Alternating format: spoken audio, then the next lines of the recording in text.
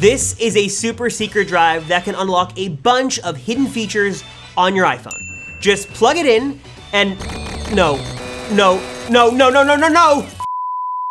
All right, so obviously there is no secret drive out there that's gonna unlock hidden features, but that's a good thing because you don't need to buy anything to unlock new features on your iPhone. Your iPhone itself has a lot of potential and can do a lot of crazy cool things that you might not even be aware of.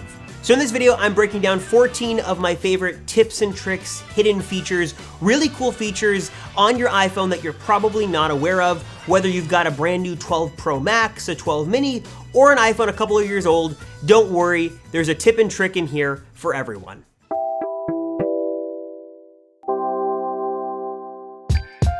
So to kick things off, I've got an update that is going to make a lot of you guys very happy. So there was this trend going around a few months ago of custom iPhone home screens, top to bottom, fully customized with custom wallpapers, custom icons, and these look incredibly slick. Some cooler than others, but nonetheless, everyone was able to kind of unleash their creativity and show off some really cool and unique iPhone home screens. But there was one big problem with all of this. As featured by the great MKBHD, these are all working off of Siri shortcuts. So when you were to launch one of these custom icons, you'd get bounced to Siri shortcuts and then bounced to the actual app you were trying to open.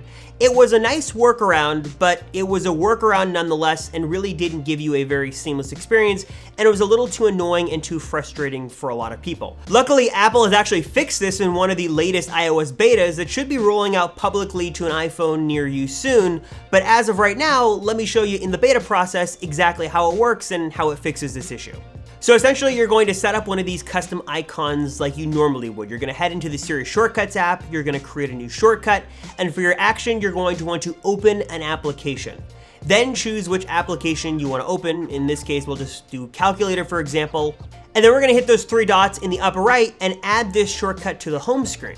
You can choose to give it a name or not. You can keep it clean on your home screen with no name. And then you want to choose the custom icon. You can find these all around the web. I'm just going to use a basic one here for an example. And now when you go to launch this app, when you tap on that custom icon, you're going to go right to the app. No more having to see the Siri Shortcuts app open up and kind of be the in-between to make all this happen. Siri Shortcuts is making this happen in the background, but you're no longer going to see the app, which is really nice. Unfortunately, little caveat still, you do get this banner that shows you the shortcut was run, and as of right now, I could not find a way to turn this off, and other internet sleuths have not been able to as well. So hopefully, a little bit later, once this thing hits public release, hopefully there is an option to somehow toggle this off and get a truly seamless custom icon experience. Next up, let's show you how to get the one-handed keyboard on the iPhone. Whether you've got one of the larger 12 Pros or 12 Pro Maxes, or you've got a smaller phone, sometimes it's just not as convenient to type with one hand as we would like. Unless you have a 12 mini, in that case, it is an excellent one-handed iPhone experience, and shameless plug, we did a full video on that, link down below.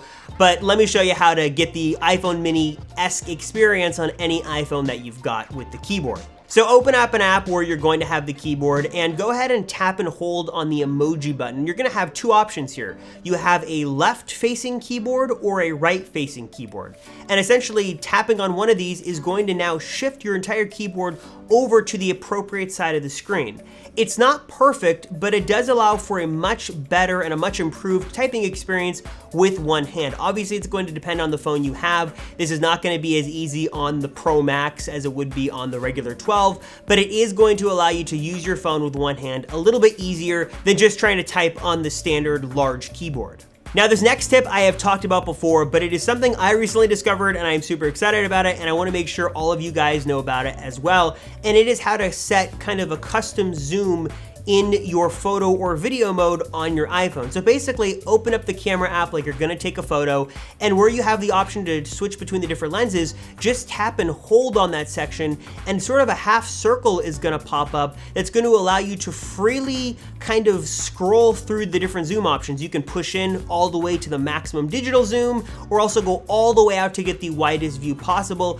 Basically, if you're not a fan of kind of the predetermined, the preset focal lengths, this is a great way to bypass bypass that and get the shot exactly as you want to frame it and exactly as you kind of want to capture it and preserve it. This works in photo or video mode, which is really cool. And it's also going to allow you to get a little extra zoom out of your telephoto lens. So if you've got a Pro or you've got that beefed up telephoto lens on that Pro Max and you really want to get the most out of it, use this trick to maximize your digital zoom as much as possible. One of the biggest love it or hate it features on the current iPhones right now is Dolby Vision HDR. This is a great way to get more dynamic range out of your video on your iPhone. It's a great way to get better colors, but as of right now, it's not really well supported on different social media platforms. It's a little bit more work than most people would like to get that video to look somewhat presentable on social media and not looking like this. So in the meantime, unless you're going to edit with it and you know how to correct it and fine tune it, for some, it might just be easier to turn off entirely. Let me show you how to do that. So head into settings, go to camera, then tap on where it says record video with the different resolutions, and then you just want to scroll down and toggle off HDR video. Again, your video is not going to look worse that this HDR Dolby Vision feature is turned off, but it is not going to give you the increased dynamic range or that post-production flexibility that you would get with Dolby Vision HDR. So not bad or anything. This is probably the safest way to shoot videos and share it on social media as of right now until this Dolby Vision HDR support gets more compatible and more widespread on different social media platforms. But just keep in mind that if you're shooting for maybe something you want to mess with later, turn it back on, but to keep things safe, just turn it off. Okay, next I gotta get a little nerdy for a second and talk about the magic of these little NFC tags. I'm not gonna get too technical into this, but essentially these are kind of smart programmable little stickers that you can use with your iPhone to do a bunch of really cool things. You can control smart home appliances, you can control parts of your car, if you can control your car with an app. Basically, if you can make a Siri shortcut to do something, you can probably trigger it with one of these tags. These are also very affordable. You can buy them on Amazon, like a bag of them on Amazon for a couple of bucks. We'll leave some links down below. But basically, all you have to do is set this up in the automation tab of the Siri Shortcuts app on your iPhone. I'm not really gonna jump into that in this video, but if you guys do wanna see like an explainer on how to do this in a future video, let us know in the comments down below. But essentially, once you have it all set up, you can scan this tag on your phone and do the command. So in this case, I have this tag set up to turn on the light on the shelf behind me. So all I have to do is kind of scan this tag on the phone. It's going to read the tag. Sometimes it's a little finicky to get the right area, but once it does read it, it'll execute the command, turn on the light, and it's super cool. Again, the possibilities are kind of endless with these little NFC tags. Super cool. You definitely got to pick some up for yourself and try it out. This next one is less of a tip or a trick, but probably something you should just do on a regular basis to avoid problems with your iPhone. And if you've ever had issues charging your iPhone or connecting accessories or just kind of weird iPhone behavior, chances are it's probably time to clean out the lightning port on your iPhone. I know it's not the most glamorous thing to do, but it's really easy to get lint and other small dust particles kind of tucked away in that lightning port a little too easily, and cleaning it out is going to help you be able to charge your phone without any issues and just avoid any long-term effects on that charging port. To do this, there's an actually excellent write-up on the iMore website with GIFs and all, and it seems like a toothpick and some piece of cotton is like the go-to method on how to do this. It's pretty simple. It takes all of a couple of minutes and your patience, and it's probably something you should do on a somewhat regular basis. Again, I know this is not the most glamorous thing, but it's just one of those things you gotta do when you want an iPhone. Just make sure that port is cleared out, make sure your phone is spick, span, and clean, and avoid any issues you could have in the future. This next tip is for anyone who has been annoyed that their iPhone screen is not staying at the exact brightness they set. Maybe it's too bright, maybe it's too dark, but if you set it manually, you expect it to stay that way. Unfortunately, auto brightness is turned on by default to save battery life and kind of improve battery efficiency. It's a good thing, but if you've been annoyed by this feature, it might be a good idea and a good time to turn it off. To do that, head into settings, go to accessibility, go to text and display, scroll down and just toggle off auto brightness. Again, this is on by default. It's supposed to help with battery life, but if you're like me, I'm just kind of annoyed by this. I want to set the brightness manually and kind of have it stay that way. So if you want to have absolute control over your iPhone screen brightness, just toggle this off and you'll be good to go. Now, I know that QR codes have kind of dipped in popularity since they made their big wave a couple of years ago, but they still are seemingly everywhere these days, and it is a lot easier to just scan a code and get a part number or go to a website than having to type it in on your phone manually. But you don't have to download any kind of special third-party app to read these QR codes. Your iPhone can actually do it natively. all you have to do is open up your camera app and just hold the QR code in front of your camera, kind of like you're gonna take a picture of it. You're gonna get a little top-down banner that comes up that you're going to be able to tap and then go to whatever the QR code is trying to send you to, whether it's an app to download, a website to go to, or it's trying to take you to your favorite YouTube channel. This is a super simple way to scan QR codes without having to download any kind of third-party apps, super easily, right from the camera app, built in on your iPhone. Now, the LiDAR scanner is doing a lot of magic in the camera app on the new iPhone 12 Pro series, but it's not really doing a whole lot just yet, at least not natively on the iPhone. There is a little hidden feature that you can use it for in the Measure app if you happen to kind of point your phone at a person standing upright, and your phone will use that LiDAR scanner to automatically measure their height. I'm not really sure how useful this feature is really right now, but if you do want to measure someone's height, you now have that ability to do that in the stock Measure app. Though I will say there are a bunch of really cool and a lot of really cool free third-party apps that allow you to kind of scan rooms or scan objects and really put that LiDAR scanner to use. So check those out if you haven't already. But if you're looking for a way to measure someone's height with that LiDAR scanner and put it to use, there you go. There has long been a debate on light mode versus dark mode. Which one looks better? Which one is easier on the eye?